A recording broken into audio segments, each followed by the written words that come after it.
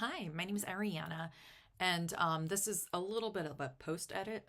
I had a different introduction set up for this course, but things have changed, things have evolved. So I'm redoing just this first slide, and then afterwards, I'm going to look totally different, much more polished, much more presentable. But I do just want to redo this opening slide. So, hi, my name's Ariana. I'm one of the members of the Coven, and I am kind of lurking in the beginner spaces, and I see a lot of new to practice people reaching out, just trying to get guidance on how to do certain things within magic work that are just kind of easily glossed over through different spell workings and stuff like that. So I'm just trying to set up a little series to kind of help people refer to it, just so they have a better understanding of how to do certain things. So this first video that I'm putting out is laying a circle, how to set up that protective barrier that will be used during spell work, why we do it, different ways of doing it, kind of dive into the concepts of energy working and ritual mindset. So that's what this first course is about. I'm also going to kind of hand out a list of different resources that people can refer to. So if like this little taste of laying circle was a little bit of something, but you want a little bit more, I do have different like blogs, different podcasts, different videos that you guys can refer to. So without further ado, I'm going to let you get back into my previously recorded lovely hair all done, makeup all done self, and on to the next slide.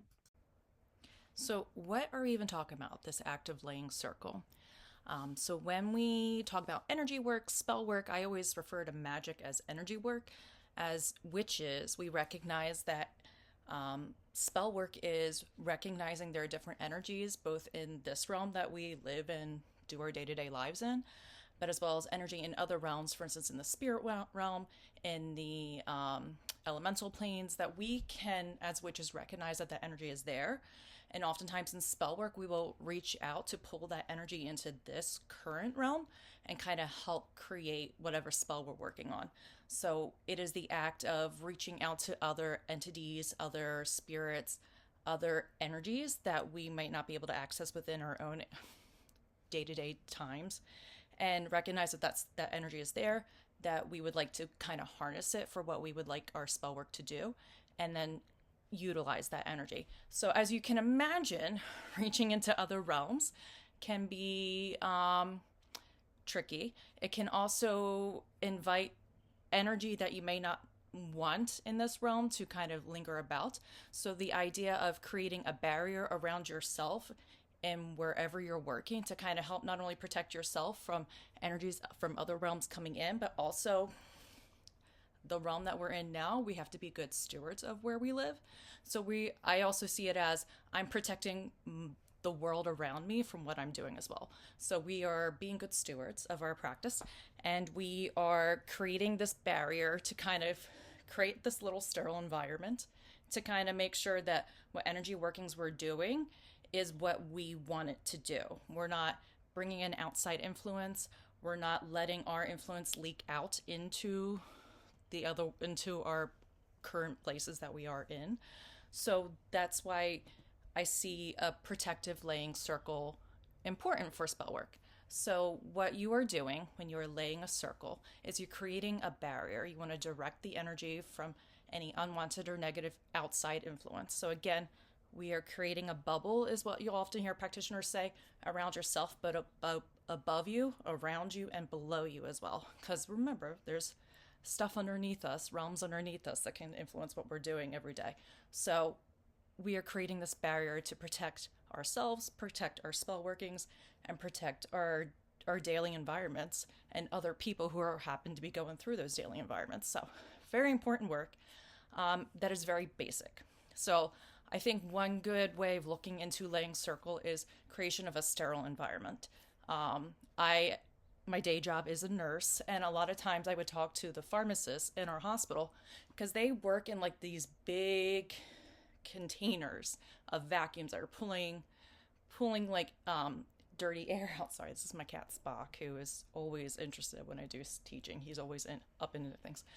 They create these sterile environments where it's like a hood, and they have to sterilize themselves. They wear protective gear to kind of keep themselves from breathing onto medications, and they'll bring these sterile vials into like this hood, and they'll kind of create the medication. So I almost kind of envision when we're laying a circle, we're creating that sterile environment. We're getting rid of any kind of energies that we don't want within our spell workings, but we're also protecting what we're working in to make sure that what we're working with is the best possible focus energy that we want to work with our spell work, but we're also making sure that what we're working at isn't leaking out inadvertently and kind of affecting everything around us. So that's what this protective barrier is used for.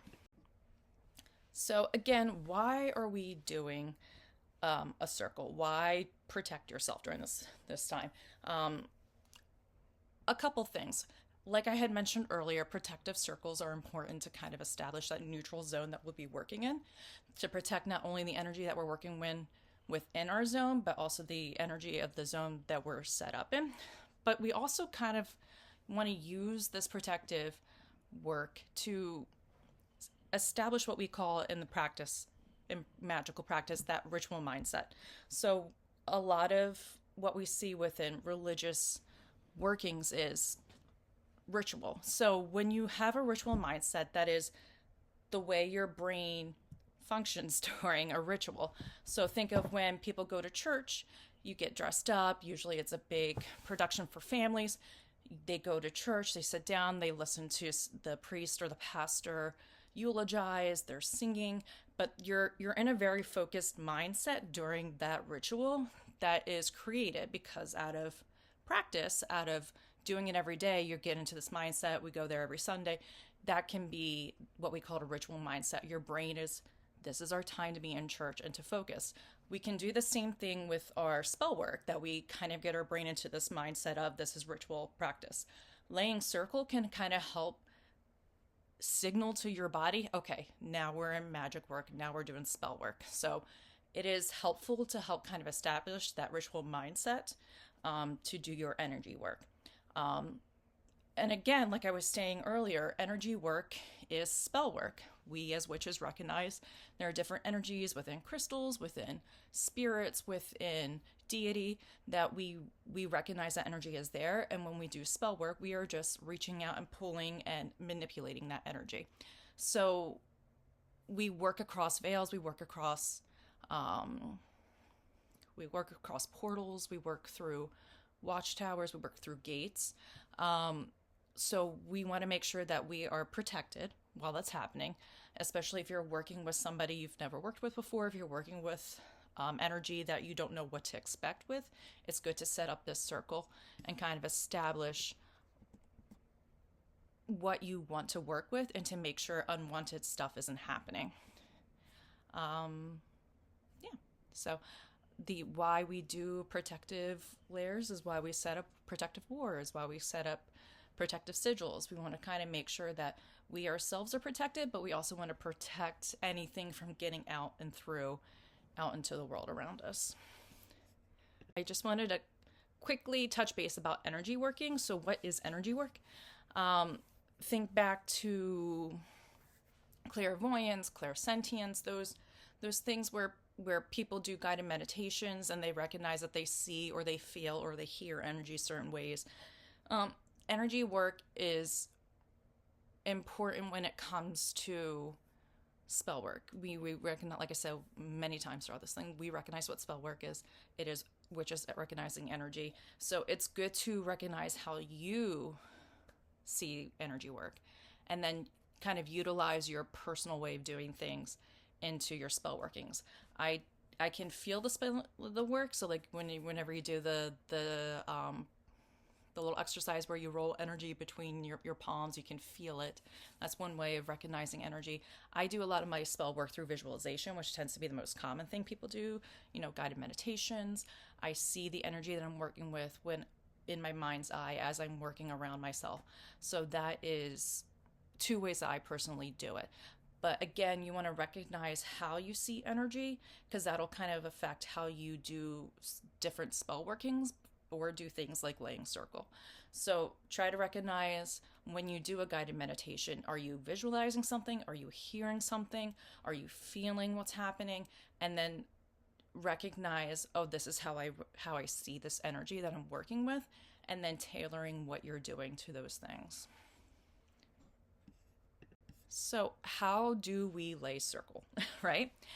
There are very complex ritualistic ways people lay circle. This can be seen in a lot of Wiccan practices. This can be seen in occult practices, some high esoteric things where there's very high ceremony, where certain people are designated and there's certain sigils. There's also ways people just sit in the middle of a room and they visualize this barrier, and that's all it is. It can be very, very complex. It can be very, very simple. It all depends on what you are personally doing within that moment. Are you candle gazing? It is something that you may want to leave circle for, especially for the first few times that you are doing it, because it can be a process where you're divine and you might start speaking with spirit. You might be working with that spirit of that candle, that energy of that candle. So it doesn't need to be a huge complex circle where you call in what we call calling in quarters, establishing a very particular strong barrier. You can just visualize that barrier being created, that bubble settling around yourself, coming out from yourself and around yourself, and then you can visualize it coming back in when you're finished your workings. A few things that we want to kind of discuss before creating any kind of barrier work. You're going to want to cleanse not only yourself, well, any kind of spell work, it's best to cleanse. You want to, again, like I say, get rid of any kind of negative energy that you have coming into any kind of energy from the day. May not necessarily be negative energy. I should get used to saying that. It cannot just necessarily be negative energy. You want to kind of cleanse before any kind of spell work, just to kind of get everything off. It is natural for us to move throughout the day and just accumulate energy as we do stuff. Things are exciting, things are unnerving, things are happening within our daily lives, family issues, friends issues. The world at large can cause all these different energies to be within us. We want to make sure we cleanse and release whatever is not serving us before we bring it to us with our spell work.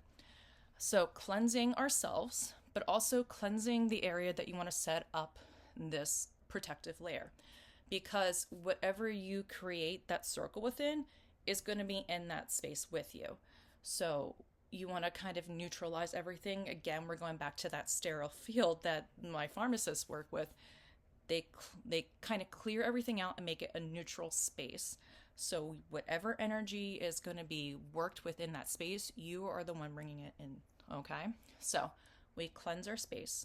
And then once we've decided, this place is cleansed, we're going to a few things. So if you're doing particular spell work, you want to kind of gather what items you have, because ideally you should not go in and out of your protective space to get stuff that you may have forgotten. Can you do this? Yes, you can. You can safely create a cut within the barrier. You kind of open yourself a doorway, like physically create a doorway that you pass through, and as soon as you pass through, you want to close it back up, because while that door is open, again, we're opening up the space, anything can come in and out, and especially if you're working between realms, you don't want to leave an open doorway into what you're working with. So again, you can cut yourself a doorway out, step through, close it right back up, get what you need, and again, open the doorway to get back in and close yourself back up. So you can do that. It can mess with that ritual mindset that we're trying to obtain. So ideally, you want to gather everything that you're working with and try to keep it within that enclosed space. So then you are sure, number one, you're not creating that doorway and interrupting that ritual mind space. And number two, if you're going to be cleansing, you want to make sure that stuff is cleansed and ready to go as well. So we're going to cleanse our space, make sure we have all our items and that stuff is cleansed as well. And then when we feel like we are ready to start that ritualistic spell work, we're going to start with the centering, the grounding, which there will be other courses that kind of review that kind of stuff with you. Same thing with the cleansing stuff. We're going to center and ground and get ourselves into that ritual mindset, and then we will start the spell working of laying circle. When I do big rituals, like I'm honoring a holiday, honoring a deity, I'm doing very complex spell work, I will do a large casting of the circle where we call in quarters, we call in deity, and then we kind of go from there. The actual act of laying circle. I come from a Wiccan background, so I have a very particular way of doing it. To kind of close the in space, we close circle. or open it depending on what way you speak to people. I close the space around me so that I'm sure I am involved in my bubble. I walk by starting a clockwise circle. I physically walk the space around 3 times.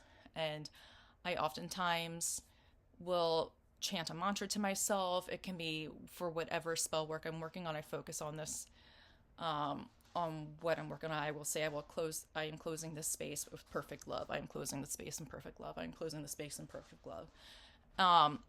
And as I'm walking the perimeter, I will try to say that mantra 3 times. And then as I go through a second time, I am closing the space with perfect trust. I'm closing the space with perfect trust. I'm closing the space with perfect trust. And the last one is I'm closing with space in perfect harmony. I'm closing the space in perfect harmony. So again, I try to say those things 3 times, and I try to walk the space 3 times. And as I'm walking through this space, I like to physically walk myself again, to feel my energy of myself going through the physical barrier that I'm creating. So number 1, if I'm working with other people within the spell, they can see where the barrier is. Number 2, the act of walking through it, I am where my feet is placing. I am envisioning my energy going down beneath me and around that area that I would like it to go to, physically connecting with that area to infuse my energy into it, below myself, above myself, to kind of make that bubble. Also, you can run. I've done very large circles with large groups of people. I've had to run that physical space. I do not advise it. You can do it. When you are exerting yourself, you are kind of bringing a little bit of that fire energy into running through that space.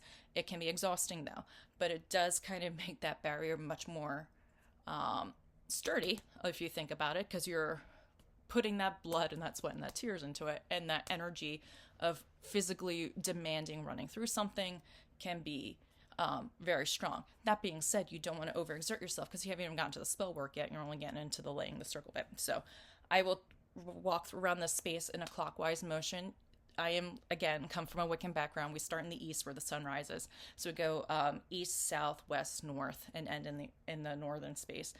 So it's good to know where your cardinal directions are. So the act of actually laying that barrier is a visualization and a physical one for me, where I visualize as I'm walking through this place, I am chanting whatever mantra I would like to use in that moment. As I am doing that, in my mind's eye, I see the energy that I work with in all my spell workings, kind of leaving out of me. And you can use your hands to do this. Some witches use tools. Again, we're going back to my day job. Some witches use tools. They like to use the athame is a common one that's used to kind of help them lay circle, because it's a tool of protection, or their wands. Again, this is something that you would direct your energy through. So instead of having your hands up to kind of, oh my God, I'm doing the energy. So having your hands up and spreading the energy diffusely, you can kind of concentrate your tool in your hands. You can concentrate the energy into that tool and have it come pinpoint out from there. So a lot of times when I am working in the laying circle, where I step, like I said, the energy goes out below me, the energy comes out of the top of my head, and then I have the energy coming out of my palms of my hands or my athame or my wand directly in front of me. And like I said, my mom oftentimes taught me, you're creating a bubble, like a soap bubble around you. Now this is an impenetrable bubble. Nothing can come in, nothing can come out. What we have is the energy that we're working with within the space. And it is there, and it stays there till I am done, and I call it back in and open the circle. Okay. So I walk clockwise 3 times, and then I will announce, if I'm by myself, I know the circle is set, but if I'm working with other practitioners, I will say the circle is closed. So they are aware we are now in this liminal space, this neutralized space that we are working our magic within, and they will recognize there are boundaries. And the boundaries are important to honor because, again, you don't want to step in and out and break this barrier open. Very traditional Wiccans, very traditional witches may have the guardian in the space who is responsible for closing the circle, but they will also stand outside the circle and protect the space and keep people who may not be aware, especially if you're out in the public in a park or something working with circle, they will keep people from coming in and out of that space to kind of inadvertently breach this barrier, and also inadvertently keep other spirits, especially out in a park somewhere. You don't know what spirits, what tree spirits, other things like that might be working. So it's good to have a guardian whose purpose is to guard the protected space for you. So once you have done your spell working, everything is done. Like I said, the more